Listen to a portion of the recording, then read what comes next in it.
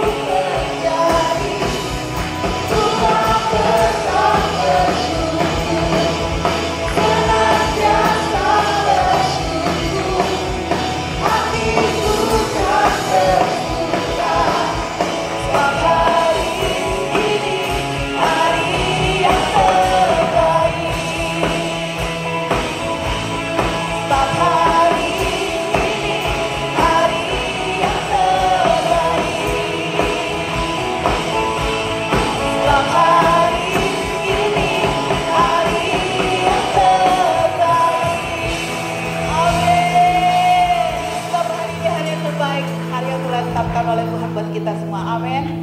Haleluya. Silakan duduk. Haleluya. Terima kasih Tuhan. Terima kasih Bapak. Kami ada untuk memuji nama-Mu.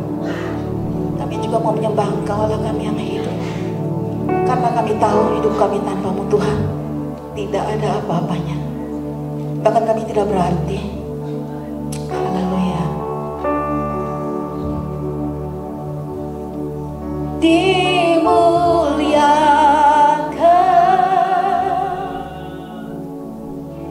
ditinggikan,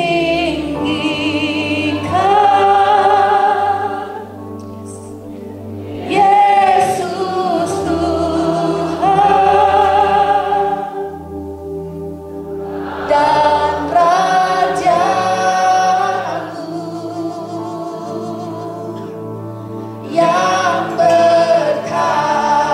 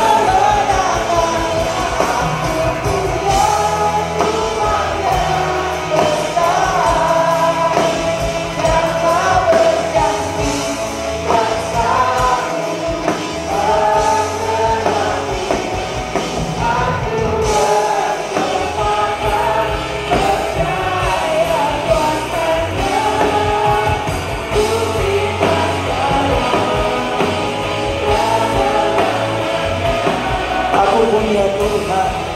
Haleluya.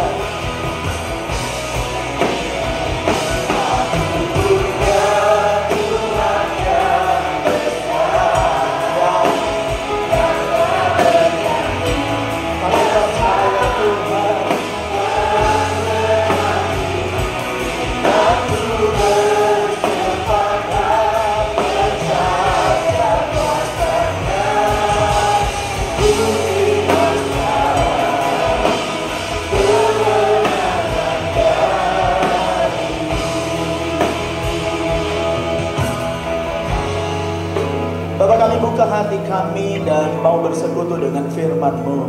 Kami percaya Engkau ada di tengah-tengah kami dan kuasa-Mu sedang bekerja bagi setiap kami yang datang dengan pujian, dengan penyembahan, yang datang dengan ucapan syukur kami. Kami mempercayai Tuhan atas setiap rencana dan pekerjaan-Mu. Kami tahu Engkau ada bersama-sama dengan kami dan kami mau merayakan hari ini sebagai hari yang terbaik atas hidup kami. Kami mau merayakan hari ini karena kami ada di rumah Tuhan. Tuhan ada bersama dengan kami dan kami percaya kuasa-Mu yang tak terbatas bekerja dalam setiap kehidupan kami. Bapa, mari berfirman dan berkati kami. Mari berfirman dan berjumpalah dengan kami. Mari berfirman dan melawat semua kami yang ada di tempat ini. Kuduskan dan urapi hamba-Mu. Sembunyikan di belakang salib-Mu. Dan Engkaulah yang nampak dengan jelas lewat firman-Mu bagi kami semua. Dengan sukacita kami mau bersekutu dengan firman-Mu. Dan kami sudah berdoa di dalam nama Tuhan Yesus Kristus. Haleluya. Amin.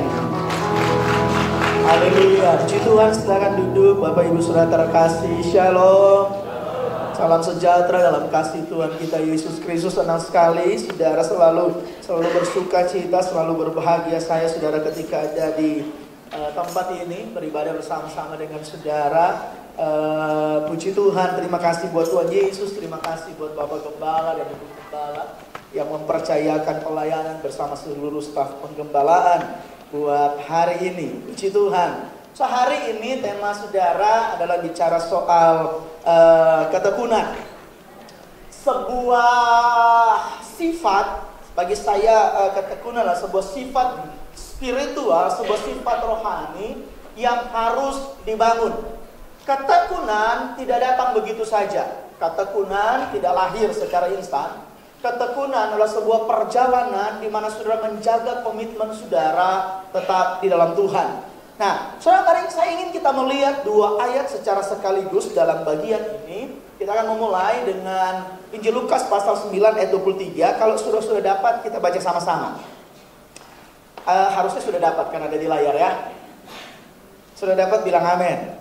Nah, Tuhan. Yuk, mari sama-sama kita membacanya. 1, 2, 3. Katanya kepada mereka semua, setiap orang yang mau mengikut aku, ia harus menyangkal dirinya, memikul salibnya setiap hari, dan mengikut aku. So, perhatikan kalimat ini bahwa setiap orang yang mau mengikut aku, ini adalah sebuah pernyataan dari Tuhan Yesus. Orang yang mau ikut Tuhan, saya potong kemudian diambil dalam begini. Memikul salibnya, kapan saudara? Setiap hari. Setiap hari memikul salib. Kemudian saudara, kita lihat selanjutnya. Yuk baca sama-sama. 2, 3. Barang siapa tidak memikul salibnya dan mengikut aku, ia tidak dapat menjadi muridku.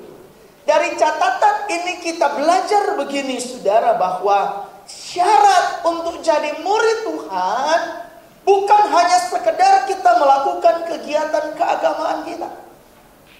Syarat kita mengikut Tuhan bukannya sekedar saudara beribadah, melayani ke gereja, itu sesuatu yang harus kita lakukan tiap waktu. Tetapi saudara, Alkitab mengajar begini. Kalau saudara ingat dalam Injil Matius pasal 28 tentang amanat agung, Tuhan berkata kepada murid-murid, pergilah, jadikanlah semua bangsa muridku. Jadi kata murid itu lebih dari sekedar percaya. Kita harus memulai mengikut Tuhan dengan percaya bahwa Yesus adalah Tuhan. Kita harus memulai dengan menerima Dia sebagai Tuhan dan Juru Selamat. Tetapi sesudah kita menerima Yesus sebagai Tuhan dan Juru Selamat,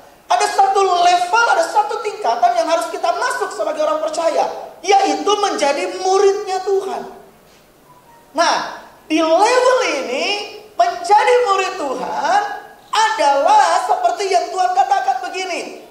Barang siapa mengikut Tuhan, coba sudah tanya dulu kiri kanan, sudah pengikut siapa? Pengikut Tuhan nggak? Cuma pastiin aja, saudara. Oke. Tapi dari muka-muka sih pengikut Tuhan Yesus semua. Nah, ya.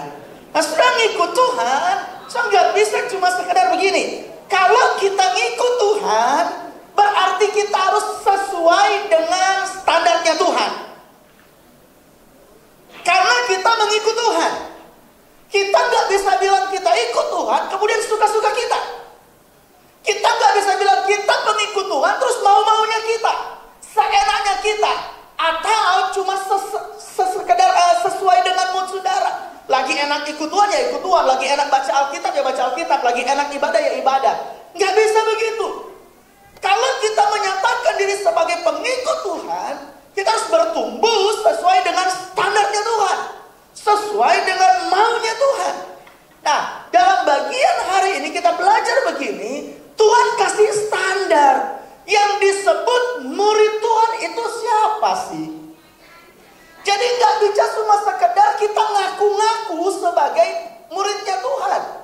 Seorang murid Tuhan harus ada di standarnya Tuhan. Nah, apa yang Tuhan bilang? Tuhan bilang begini, murid Tuhan harus menyangkal dirinya, memikul salibnya tiap hari. Kata memikul salib tiap hari artinya sangat siap. Memikul salib setiap hari artinya dia bersuka cita. Setiap salib yang dipikul tiap hari menunjukkan kalau dia muridnya Tuhan.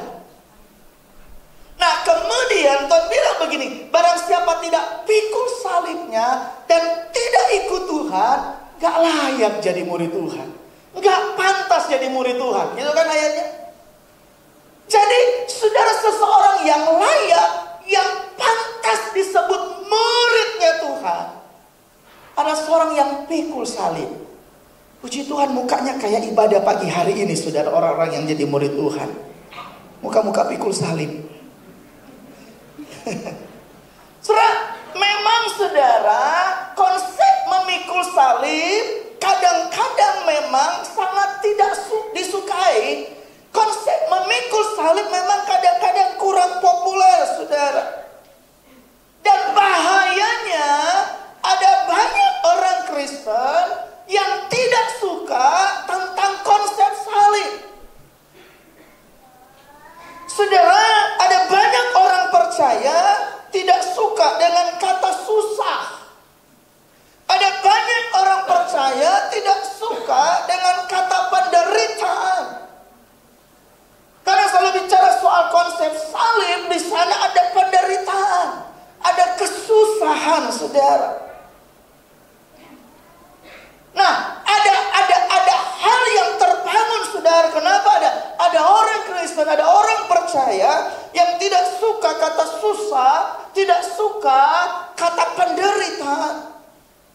Karena ada banyak orang percaya memiliki ekspektasi yang gak realistis ikut Tuhan.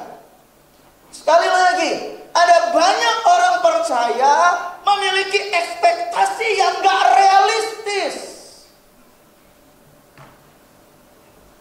Maksud saya begini, saudara, berapa banyak orang percaya mereka mau ke gereja, mereka mau melayani, mereka mau ikut Tuhan, karena mereka punya ekspektasi begini, ikut Tuhan itu akan kaya raya, ikut Tuhan itu akan bikin nyaman, ikut Tuhan itu akan bikin hidup lebih mudah, ikut Tuhan itu hidup itu jadi enak.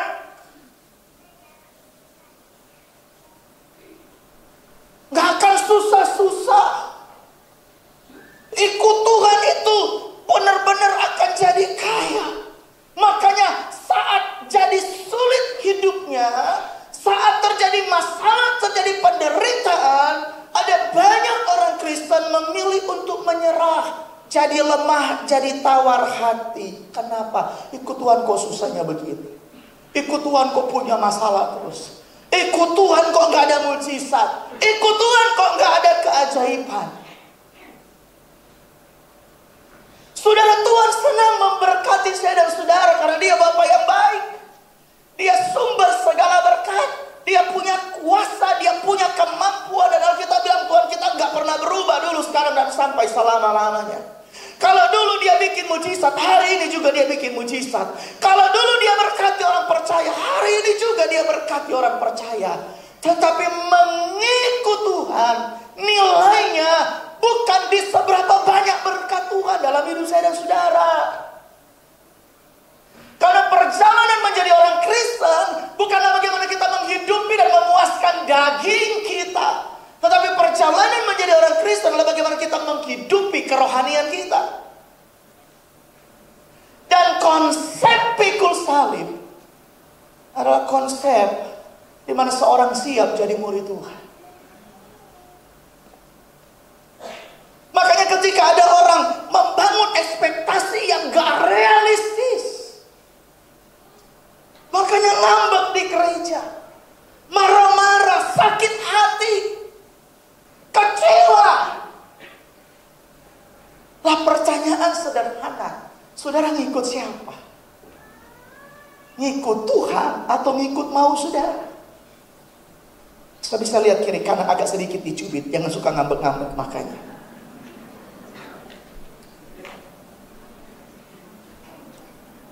Padahal konsep kekristenan yang Tuhan ajarkan di Alkitab adalah menjadi orang percaya.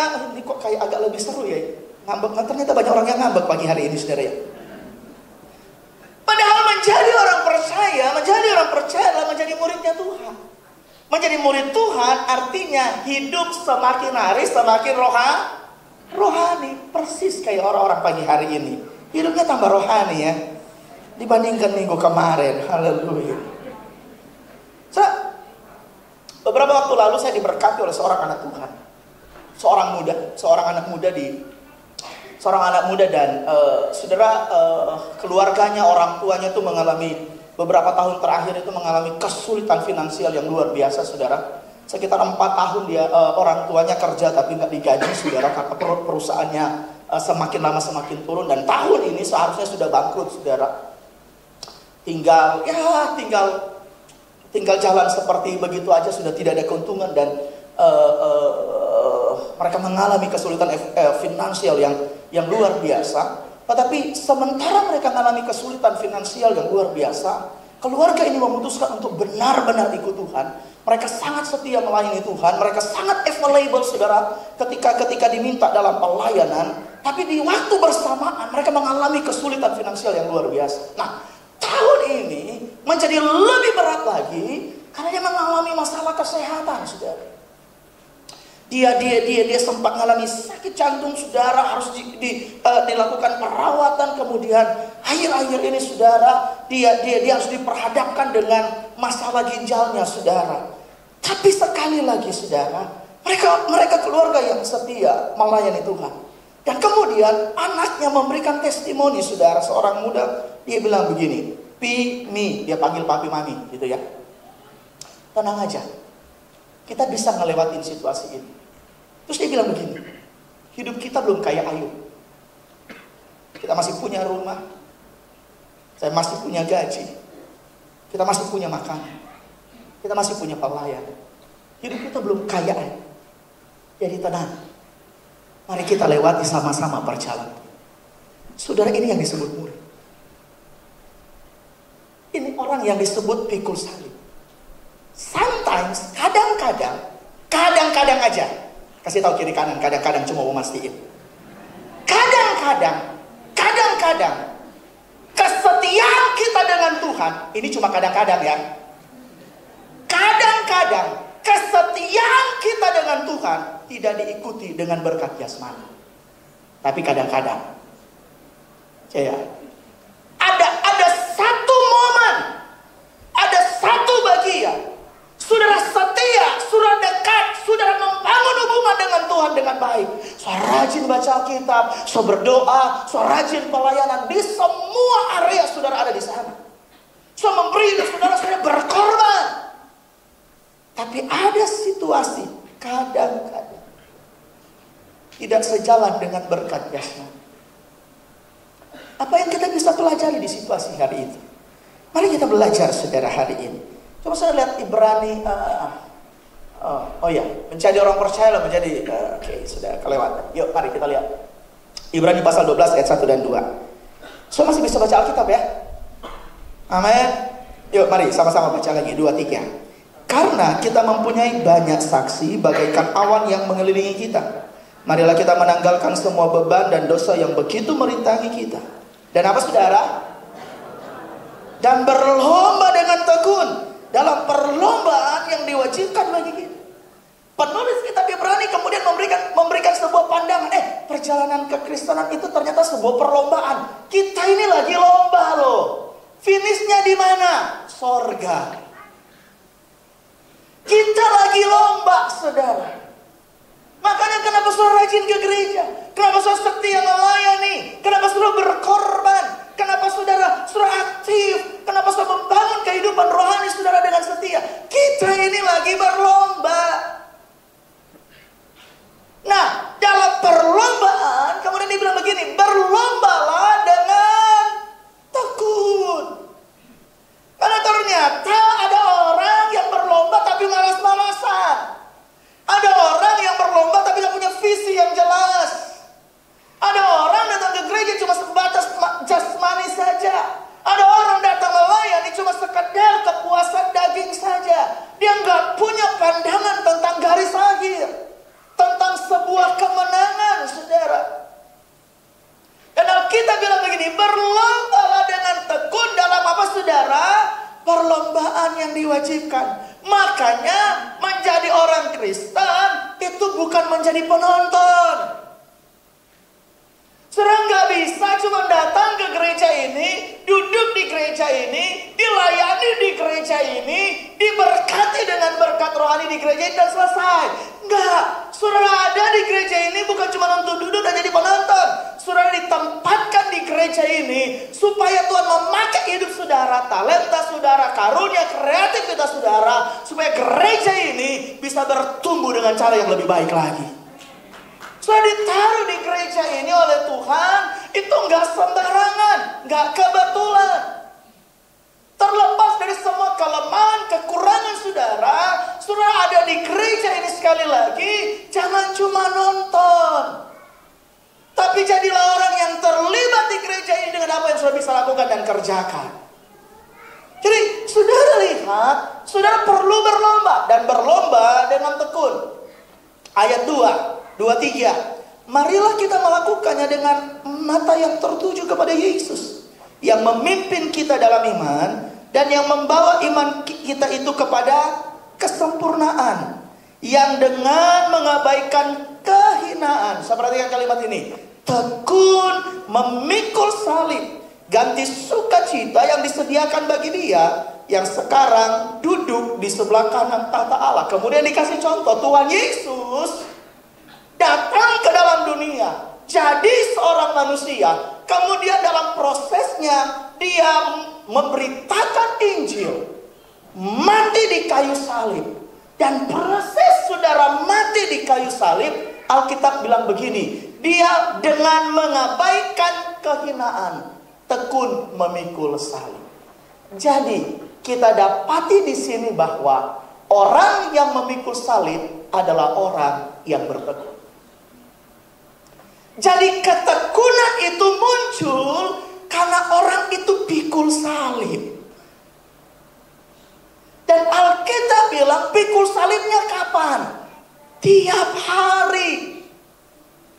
Jadi waktu kita bersedia, nggak komplain, nggak bersungut-sungut, nggak kecewa, nggak marah, nggak tawar hati, tiap hari saudara bersedia pikul salib, maka yang terbangun dalam roh saudara adalah saudara menjadi orang-orang yang tekun. Dan ketika saudara menjadi orang yang tekun, Alkitab ajarin kita ini disebut murid Tuhan. Jadi murid Tuhan adalah orang yang bertekun. Nah, apa itu orang yang bertekun? Yang bersedia pikul salib tiap hari. Saya kasih lagi saudara, Roma pasal 5 ayat 3-5. Yuk kita baca sama-sama. 2, 3. Dan bukan hanya itu saja, kita malah bermegah juga dalam kesengsaraan kita. Karena kita tahu bahwa kesengsaraan itu menimbulkan apa saudara? Ketekunan. Dan ketekunan menimbulkan tahan uji. Dan tahan uji menimbulkan pengharapan. Dan pengharapan tidak mengecewakan, karena kasih Allah telah dicurahkan di dalam hati kita oleh Roh Kudus yang telah dikaruniakan kepada kita.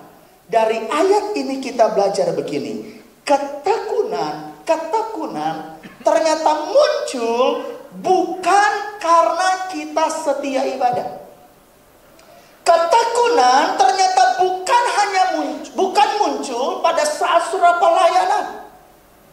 Ketekunan itu bukan muncul saat saudara ada di altar, saat saudara ada di ruang ibadah.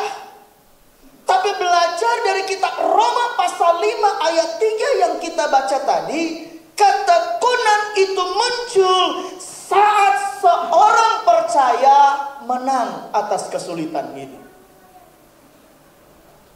Alkitab ajarin begini, dan bukan hanya itu saja, kita malah bermegah juga dalam kesengsaraan kita.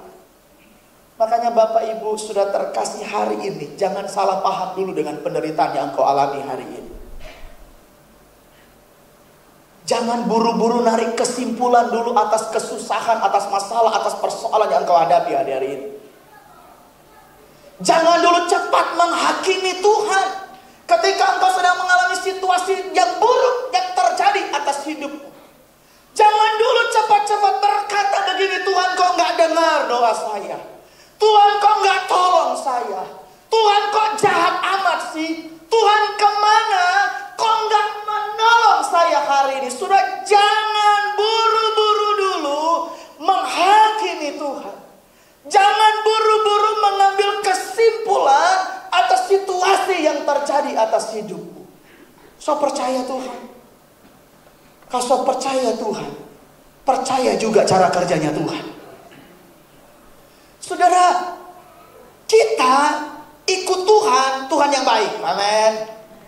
Tetapi tahukah saudara, secara manusia aja, secara manusia, seorang yang baik memperlakukan seseorang, kalau orang itu baik, maka cara dia memperlakukan orang lain atau orang yang dia sayang, orang yang dia kasihi, cara yang terbaik untuk mengekspresikan kalau kita ini baik, kita ini orang baik kepada orang-orang yang kita sayang adalah bukan dengan cara memanjakan, tetapi mendidik. Itu orang baik. Orang tua yang baik buat anaknya. Ada anak di sini, banyak ya anak-anak ya. Soalnya dengarkan dengan baik. Orang tuamu baik bukan karena memanjakan saudara. Apa yang saudara minta dikasih, apa yang saudara mau dikasih. Karena nggak semua keinginanmu itu baik untuk hidupmu dan masa depanmu. Dan cara terbaik untuk mengekspresikan kebaikan adalah dengan cara mendidik. Dan bukankah kita sering memanggil dia Bapak yang baik buat saya dan saudara? Kalau saudara memanggil dia Bapak yang baik, jangan cuma sekedar senang karena dia berkati saudara. Jangan cuma sekedar senang karena dia tolong saudara.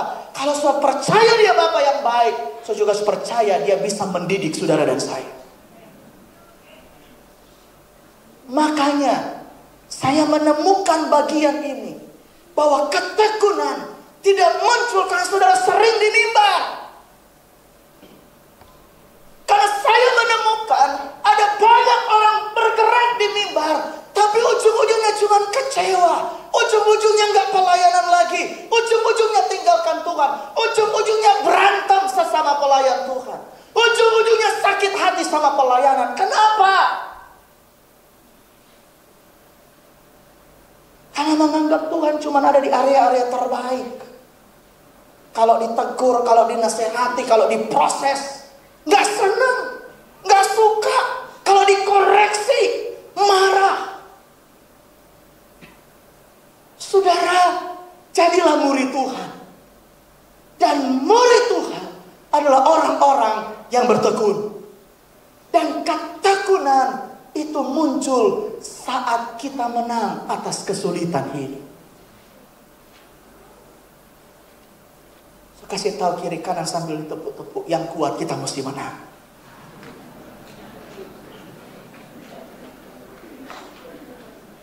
Amin. Ketekunan itu muncul saat kita dalam masalah tapi kita tetap setia ikut Tuhan. Saat kita dalam persoalan tapi kita tetap melayani Tuhan. Bahkan saat saudara mengalami krisis finansial tapi saudara tetap punya hati yang murah, mau memberi, mau berkorban buat Tuhan dan pekerjaan Tuhan. Yang muncul bukan berkat jasmani, tetapi kekuatan spiritual. Saudara jadi orang-orang yang tekun. Saudara jadi muridnya Tuhan.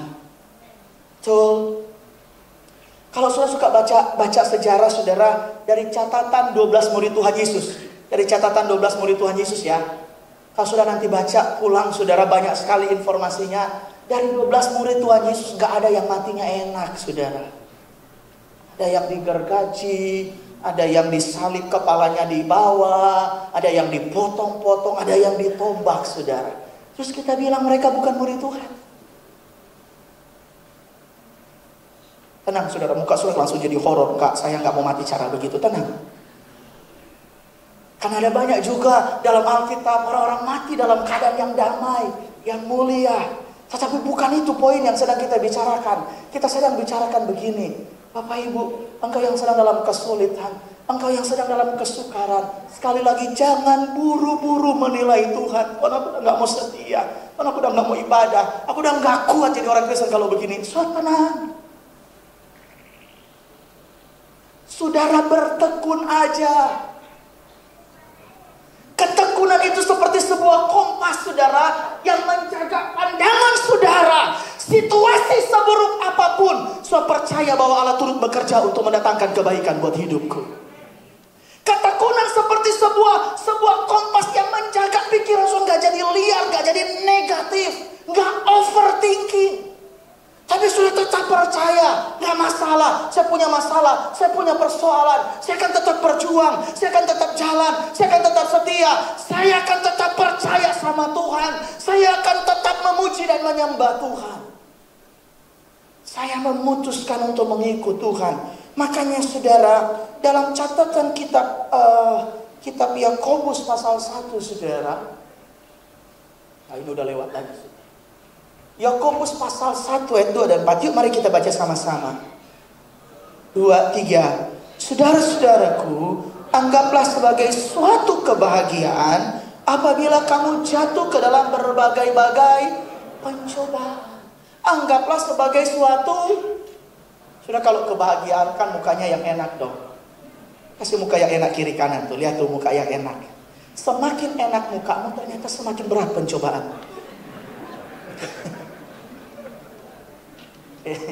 Saudara-saudara, anggaplah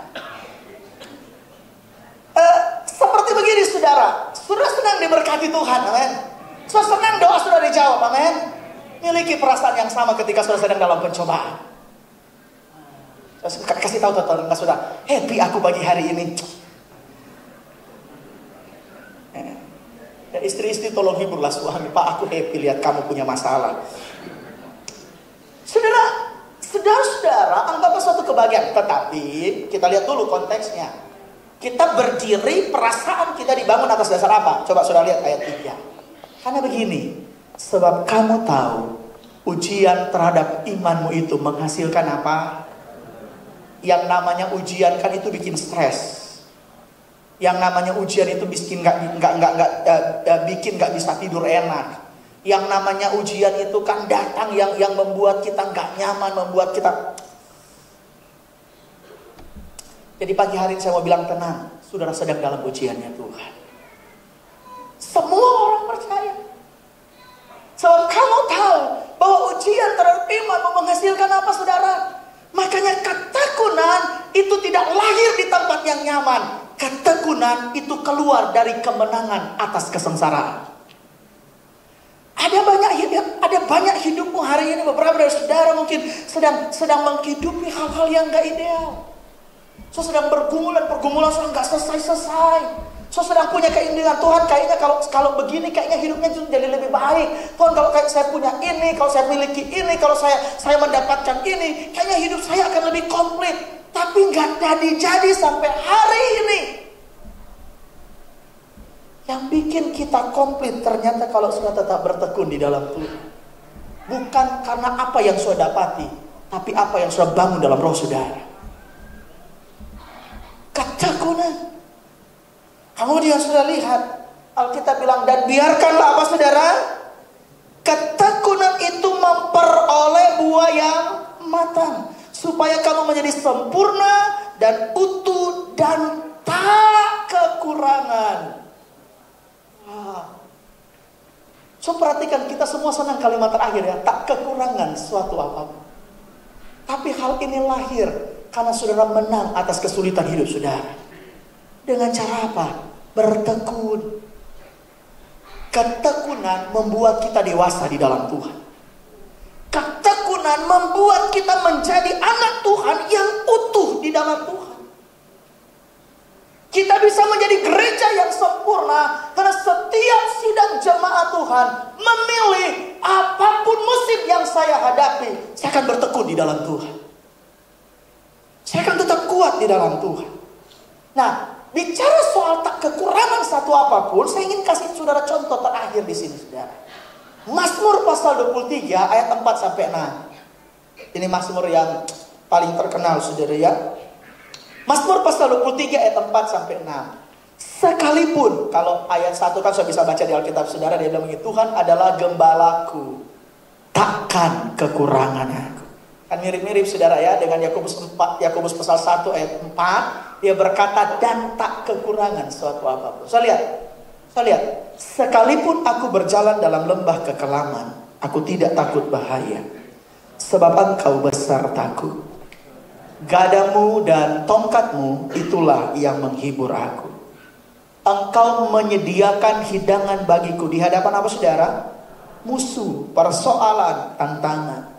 Engkau mengurapi kepalaku dengan minyak, pialaku penuh melimpah.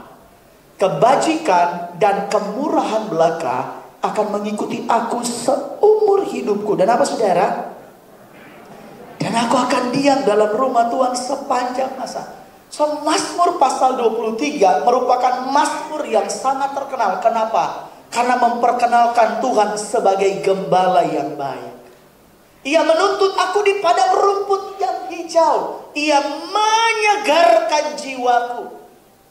Kita senang akan hal ini. Tapi pewahyuan tentang Mazmur pasal 23 bicara soal gembala yang baik tidak muncul di istana raja. Pewahyuan tentang Mazmur pasal 23, Tuhan gembala yang baik, tidak datang dari tempat yang nyaman. Mazmur pasal 23 ini muncul di saat-saat sulit, di masa-masa sukar, di masa-masa tidak lihat berkat, di masa-masa tidak ada keajaiban, di masa-masa tidak ada mujizat. Mazmur pasal 23 muncul justru di masa di mana Daud sedang melewati lembah kelam. Daud sedang berada dalam lembah kekelaman. Kalau dalam terjemahan lama berkata dalam bayang-bayang maut. Selangkah lagi dengan kematian. Dia ada di titik kritis hidupnya. Di titik tersusah hidupnya. Di titik terburuk dalam hidupnya. Tapi dalam lembah yang gelap, gak bisa lihat apa-apa. Tetapi dia bisa melihat Tuhan. Dan dia berkata, Engkau gembalaku. Saudara, lewati lembah kelam, Daud tidak kehilangan iman, tidak kehilangan kepercayaan. Daud bertekun dalam iman, sekalipun dalam lembah kekelaman. Saat berjalan dalam lembah kekelaman, yang dirasakan oleh Raja Daud justru atmosfer kebahagiaan. Kenapa? Sekalipun aku berjalan dalam lembah kekelaman, aku tidak takut bahaya, karena Engkau besertaku. Sekarang saudara sedang hadapi apa? Dan yang saya mau tanya, atmosfer apa yang sedang sudah hadapi hari-hari? Kalau saudara berkata saudara orang percaya, kalau saudara berkata saudara pengikut Tuhan, pertanyaan saya pagi hari ini, atmosfer apa yang sedang saudara hadapi hari-hari ini? Saya takut Om, saya khawatir, saya cemas. Saudara nangis terus tiap hari. Saudara berat terus tiap hari. Saudara mengeluh terus tiap hari. Yang saudara lihat cuma kesusahan, kekurangan. Yang saudara melihat semua hal buruk terjadi dalam hidup saudara. Atau adakah saudara hari ini di antara jemaat Tuhan, sekalipun dalam lembah kekelaman, masih bisa bahagia? Karena yang saudara lihat bukan ketakutan, bukan kehancuran, bukan keburukan, tapi saudara sedang melihat Tuhan itu baik dalam segala perkara.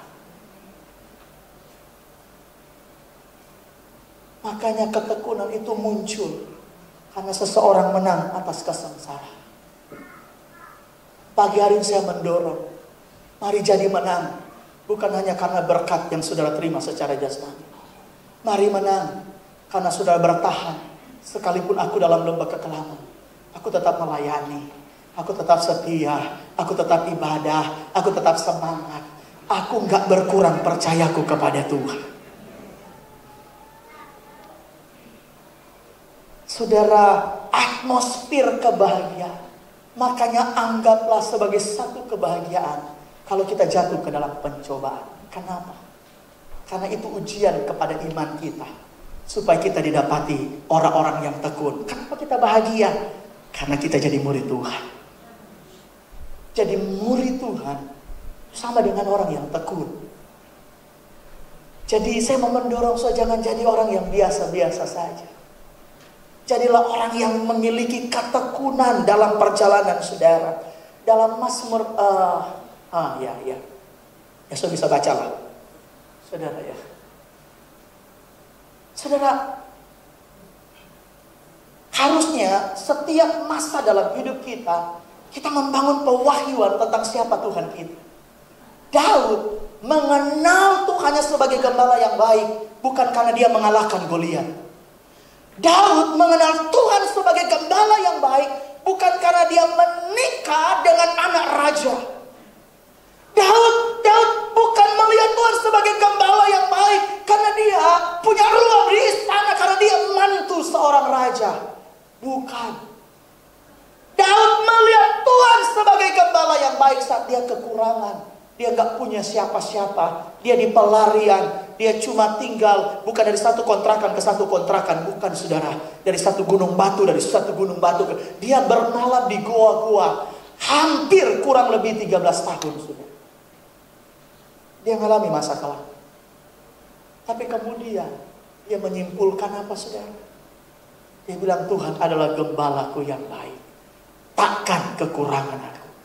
Bapak Ibu dengarkan dengan baik. Semakin saudara bertumbuh dalam karakter tekun, saudara akan lupa apa itu kekurangan. Karena saudara akan hidup bahagia.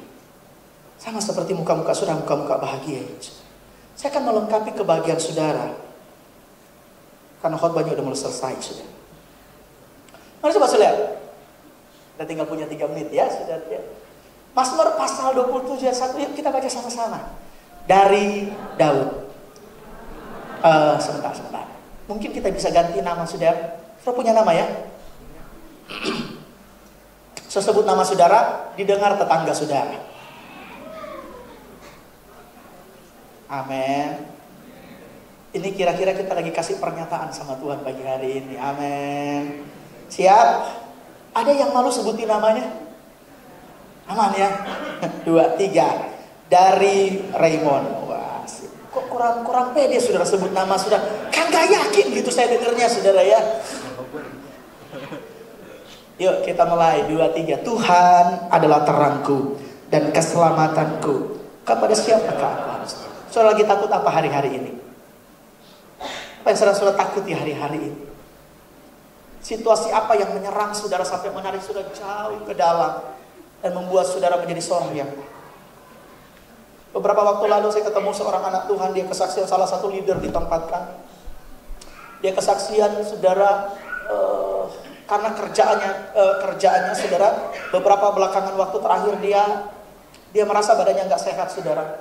Jadi dia harus bolak-balik ke rumah sakit saudara. Kemudian tapi di rumah sakit itu nggak menemukan sebenarnya sakit apa. Sampai satu kali waktu dia sesak nafas saudara. Dia sesak nafas dan dia mulai berasumsi, wah ini kayaknya saya kena serangan jantung. Dibawa ke dokter, dan dokter bilang enggak, sehat. Kemudian akhirnya dia mulai merenung perjalanan hidupnya. Dia melihat, oh iya, setahun belakangan kerjaannya sangat numpuk. Dia harus ketemu banyak orang, dan ketemu banyak orang itu membuat dia udah takut duluan. Aku harus mau ngomong apa? Berhasil nggak nih? Lah bisa nggak? Sanggup nggak saudara? Dan dia dalam kesimpulan saudara, aku ternyata kena depresi tanpa sadar. Jadi gejala-gejala yang lain itu ternyata itu cuma ekspresi dari aku ternyata kena depresi dan dia di saat itu saudara, dia dapat melihat Tuhan sebagai gembala yang baik. Saudara, apa yang sedang saudara takutkan dan maukah saudara berkata hari ini, aku gak lihat hal gelap dalam hidupku, aku gak lihat kerugianku, aku gak lihat bagaimana orang-orang memperlakukan aku dengan jahat, aku gak lihat bagaimana orang mencurangi aku gak lihat bagaimana kebutuhanku masa depan. Yang aku lihat Tuhan adalah terangku dan keselamatanku. Sekalipun aku dalam lembah kekelaman, aku tidak takut bahaya karena Engkau besertaku. Tuhan adalah benteng hidupku. Terhadap siapakah aku harus gemetar? Ketika penjahat-penjahat menyerang aku untuk memakan dagingku, yakni semua lawanku dan musuhku, maka mereka sendirilah yang tergelincir dan jatuh. Sekalipun tentara berkemah mengepung aku, tidak takut hatiku. Sekalipun timbul peperangan melawan aku. Perhatikan kalimat ini. Apa saudara? Dalam hal itu pun aku tetap percaya. Amin. Kuatin hati saudara. Dalam hati saya berkata, Tuhan, aku memutuskan untuk tetap percaya. Aku mau menang atas krisis hidup saya. Aku mau jadi murid Tuhan. Aku mau bertekun. Ayat 4, satu hal telah ku minta kepada Tuhan, itulah yang ku ingini, diam di rumah Tuhan seumur hidupku, menyaksikan kemurahan Tuhan. Dan apa saudara? Wah, Daud tidak tinggal 24 jam di gereja.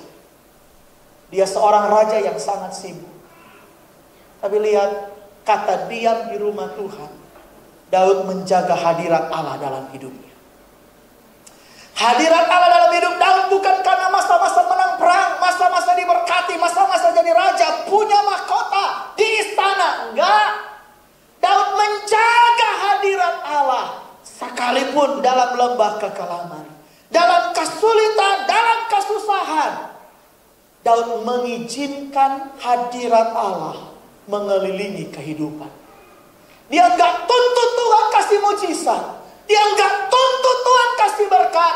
Dia enggak tuntut Tuhan lepaskan dia dari masa kelam. Tapi dia mengizinkan Tuhan mendampingi dia, menyertai dia apapun cerita musim hidupnya. Karena bagi Daud, kemurahan Tuhan itulah yang menghidupi hidupnya. Saudara lihat, sebab ia melindungi aku dalam pondoknya pada waktu bahaya. Ia menyembunyikan aku dalam persembunyian di kemahnya. Ia mengangkat aku ke atas gunung batu. Saudara mungkin lagi rasa sendiri, nggak ada yang perhatiin, nggak ada yang topang. Saudara merasa nggak dilindungi. Tapi dengarkan dengan baik, kalau saudara masih ada sampai hari ini, itu karena Tuhan baik buat saya dan saudara. Dan Dia masih menyertai saya dan saudara. Dia masih melindungi dan memagari saya dan saudara. Dia masih menjaga kita. Mungkin jasmani kita rusak, tapi yang terjadi rohanimu jadi lebih kuat. Karena bagi Tuhan itu yang penting. Saya bacakan ayat terakhir. Yuk kita baca ayat terakhir, mari. Pemain musik, singer, song leader, bisa bantu saya. Yuk kita baca bersama-sama ayat terakhir ini. 1, 2, 3. maka demi nyawamu bertekunlah mengasihi Tuhan Allahmu. Amin. Saya bisa lihat kiri kanan saudara agak diplototin, bilang demi nyawamu bertekunlah mengasihi Tuhan Allah. Amin. Haleluya. Saya mau mendorong saudara begini. Memang tidak menyenangkan ketika kita ada di masa-masa sulit. Memang sangat sukar kadang-kadang. Kita kadang-kadang kebingungan gimana kita harus hidup.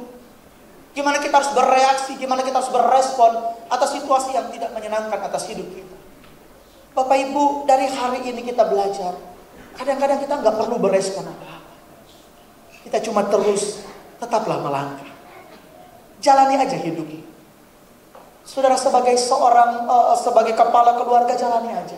Ibu rumah tangga, jalani aja. Saudara membesarkan anak, jalani aja. Saudara bekerja sebagai seorang karyawan, kerja aja. Sebagai seorang pemimpin perusahaan, saudara kerja aja. Susah, sulit, betul. Tapi kan saudara anak Tuhan. Tapi kita ini kan murid Tuhan. Tapi kita kan punya Tuhan. Kita kan disertai Tuhan. Kita kan didampingi Tuhan. Tuhan kan gak pernah tinggalin kita. Tuhan tahu cerita hidup saudara. Dan bukankah kita percaya bagi Tuhan gak ada yang mustahil? Gak usah mendesak kapan waktu itu terjadi. Jalan aja. Karena Tuhan membuat segala sesuatu akan indah pada waktunya. Saudara, saya mau mendorong saudara. Mari jadilah gereja yang bertekun. No komplain. Gak khawatir, gak bersungut-sungut. Happy bukan karena mujizat, happy karena Tuhan beserta kita. Kita setia ke gereja bukan karena orang menghargai kita. Kita setia melayani Tuhan bukan karena kita diberi penghormatan. Kita disanjung-sanjung. Orang mau katain kita, orang merendahkan kita, orang tidak menghargai kita. Aku melayani karena aku melayani bukan kepada manusia. Aku melayani kepada Bapa yang baik yang memelihara hidupku hari lepas hari. Saudara, setiap hari apapun ceritamu, di dalamnya ada cerita Tuhan. Setiap hari apapun yang engkau alami, di dalamnya ada tangan Tuhan yang sedang bekerja. Mengubah setiap air mata menjadi permata. Mengubah setiap kehancuran menjadi cerita kemuliaan. Maka demi nyawamu bertekunlah mengasihi Tuhan Allah. Mari bangkit berdiri bersama-sama. Kita nyanyikan pujian. Lupa saya. Ku berjuang sampai selidiki aku, lihat hatiku. Saudara, tundukkan kepalamu, tutup matamu. Hari ini saya rindu saudara, mari penuhi hidup saudara dengan atmosfer Tuhan. Kalau Daud dapat menemukan di lembah kekelangan dan dia dapat menemukan gembala yang baik, harusnya kita juga gak kesulitan menemukan dia sebagai gembala yang baik. Gak peduli ceritamu apa, tapi hari ini kita punya Tuhan yang sama. Tundukkan kepalamu, buka hatimu. Sama-sama kita nyanyikan pujian ini. Selidiki aku, lihat hatiku. Puji Tuhan. Selidiki aku, lihat hatiku. Apakah ku sungguh mengasihimu, Yesus? Kau yang Maha Tahu, yang menilai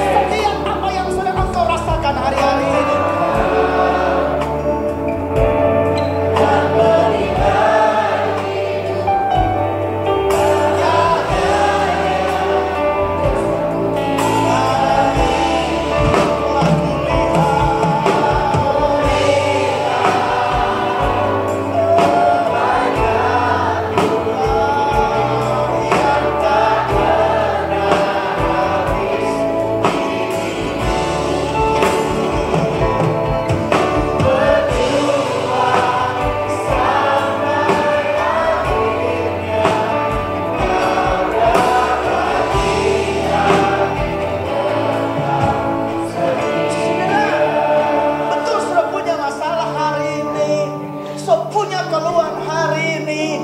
Tapi hari ini saya juga mau kita dengan jujur melihat, bukankah Tuhan tidak pernah berhenti berbuat baik buat saya dan saudara? Bahkan kita nggak setia pun, kita tinggalin Tuhan, kita jauh dari Tuhan, Tuhan tetap sayang sama saudara dan saya. Tuhan tetap berbuat baik buat hidup saya dan saudara.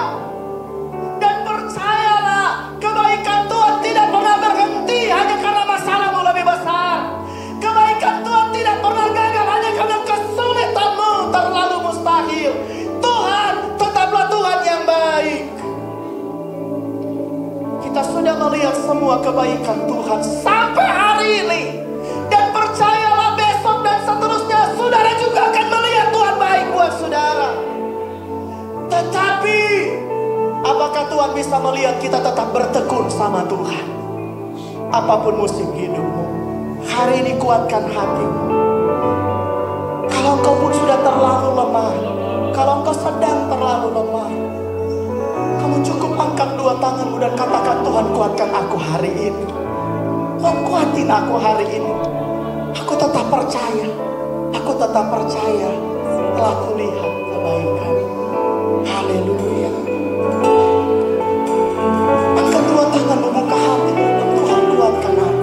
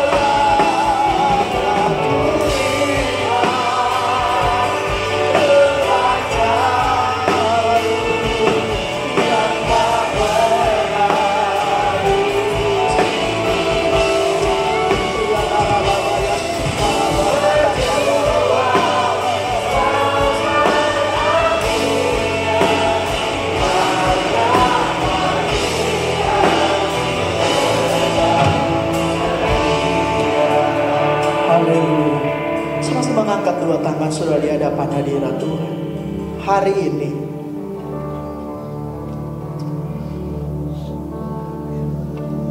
sudah menjadi rohani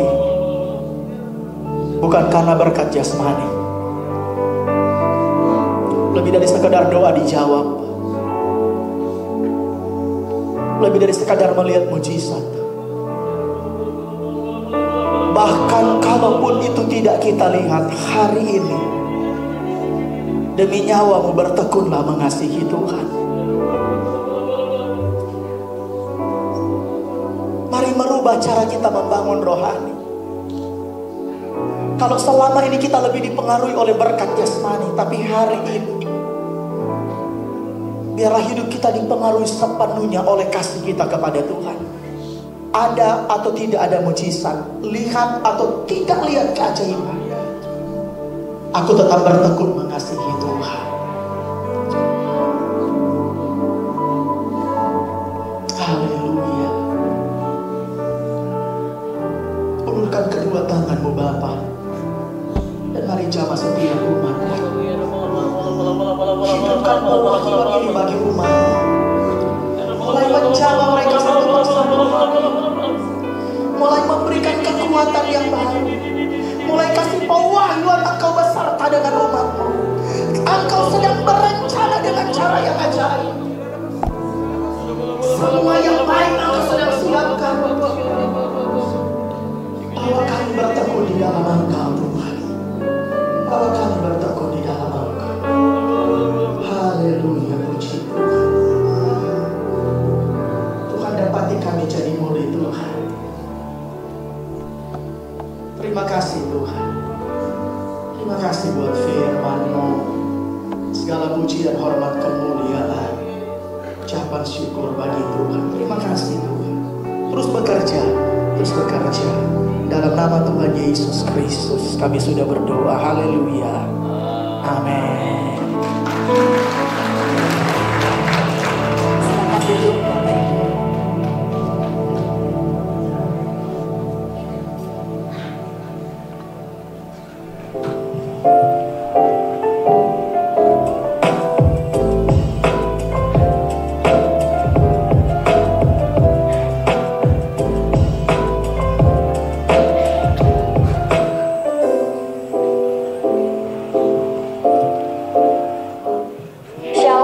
Kiranya hidup kita setiap hari selalu dibaharui oleh firman Kristus.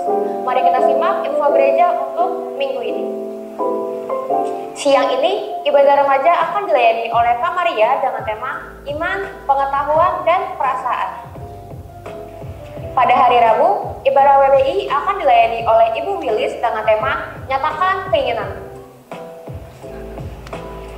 Dan pada hari Kamis, ibadah doa akan diadakan pada pukul 5 sore di gedung 52. Dan pada hari Sabtu tanggal 20 September, komunitas usia emas akan diadakan pada pukul 9 pagi di lantai 2. Dan di sore harinya pada pukul 6 sore, ibadah temu kompas akan dilayani oleh Bapak Budi dengan tema My Family is My Heaven. Dan pada hari Minggu, ibadah raya akan dilakukan pada pukul 8 pagi. Ibadah ini akan dilayani oleh Ibu Maimunah dengan tema Purify. Dan pukul 10 pagi, ibadah sekolah minggu akan diadakan di lantai 2. Disusul pada pukul setengah 1 siang, ibadah remaja akan dilayani oleh Kak Jennifer dengan tema Brain Rot. Sekian news untuk minggu ini. Terus renungkan dan lakukan firman. Tuhan Yesus memberkati. Kita sudah menyaksikan weekly news dan saya akan memberikan tambahan, yaitu untuk tadi sudah ada di layar juga. Untuk saya coba tanya dulu siapa oma opa yang hadir hari ini, bapak ibu senior kita, coba bisa angkat tangannya. Ada ya di belakang saya lihat tuh. Nah ya, atau anak-anak yang datang kemudian bapak ibunya nggak hadir. Untuk hari Sabtu ini, yaitu tanggal 20 September, jam 9 pagi, ada jumpa kumas ya bagi opa-oma. Jadi orang tua senior kita yang hari ini hadir atau tidak hadir, nanti tolong diingatkan anak-anaknya bahwa nanti tanggal 20 ini ada jumpa kumas dengan tema tidak khawatir ya. Jadi diingatkan kembali untuk dibawa ke sini pada hari Sabtu nanti biar menerima berkat sukacita dengan rekan-rekan sesama senior ya, orang tua kita. Puji Tuhan. Kemudian berikutnya sore harinya yaitu di tanggal yang sama hari Sabtu jam 6 sore di lantai 3 akan ada temu kompas yang akan dilayani oleh Bapak Budi Setiawan. Jadi Bapak Ibu pasangan pasutri ya yang hadir hari ini jangan lupa untuk menyiapkan waktunya hari Sabtu ini untuk hadir di tempat ini. Puji Tuhan. Itu saja. Kemudian Bapak Remonya sudah pulang karena ada pelayanan lagi. Dan saya akan menanyakan, adakah Bapak Ibu yang baru pertama kali hadir hari ini? Bisa angkat tangannya juga. Yang baru pertama kali hadir. Oh, puji Tuhan, selamat datang. Selamat datang Bapak, ada yang di atas juga ya, yang kiri kanannya boleh memberikan salam. Selamat datang di tempat kami, dan bila Bapak atau Ibu belum mempunyai tempat ibadah yang tetap, kami persilakan untuk datang kembali ya. Minggu depan kita mulai jam 8 pagi ibadah di tempat ini. Tuhan Yesus memberkati Bapak Ibu dan keluarga. Haleluya. Sebentar kita akan memberikan persembahan syukur kita. Kita memberikan 2 kali bagi Bapak Ibu yang beribadah secara online, bisa scan barcode yang ada di layar Bapak Ibu atau juga transfer ke rekening gereja. Amin. Mari kita berdoa sebelum kita memberikan persembahan kita. Bapak, terima kasih.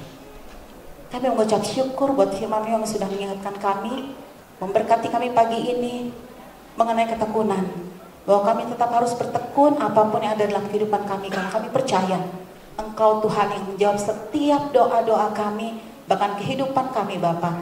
Kami menyerahkan ke dalam tangan-Mu untuk kami tetap berada di jalur kebenaran firman-Mu. Terima kasih Bapa. Dan pagi ini juga Tuhan, kami siap Bapa, kami memberikan persembahan syukur kami karena Engkau sudah terlebih dahulu memberkati setiap kami Bapa tanpa terkecuali. Terima kasih Bapa, terima kasih Tuhan. Kami siap berikan ucapan syukur kami dengan penuh syukur dan sukacita. Haleluya, haleluya, amin. Mari kita memberikan syukur kita dengan penuh sukacita.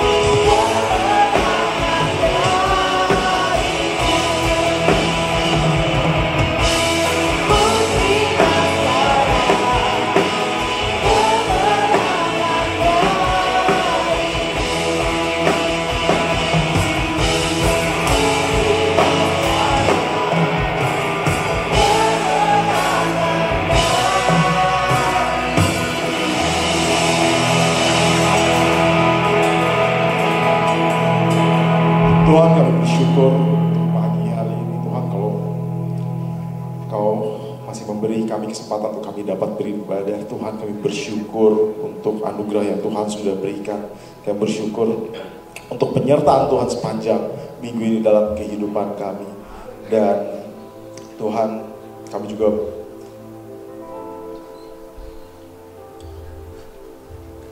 mau meminta kepada Tuhan di dalam kehidupan kami. Mungkin kami mengalami pencobaan di dalam kehidupan kami.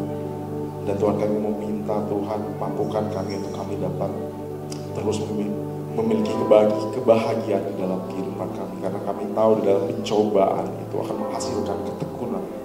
Dan Tuhan, kami percaya kalau Engkau adalah gembala yang baik, yang menuntun kami ke dalam air yang tenang, membawa kami ke padang rumput. Dan Tuhan, Kau sendiri yang akan memberikan kami kekuatan untuk kami dapat menghadapi setiap pencobaan hidup yang kami hadapi. Dan Tuhan, mampukan kami terus untuk kami bertekun di dalam Tuhan.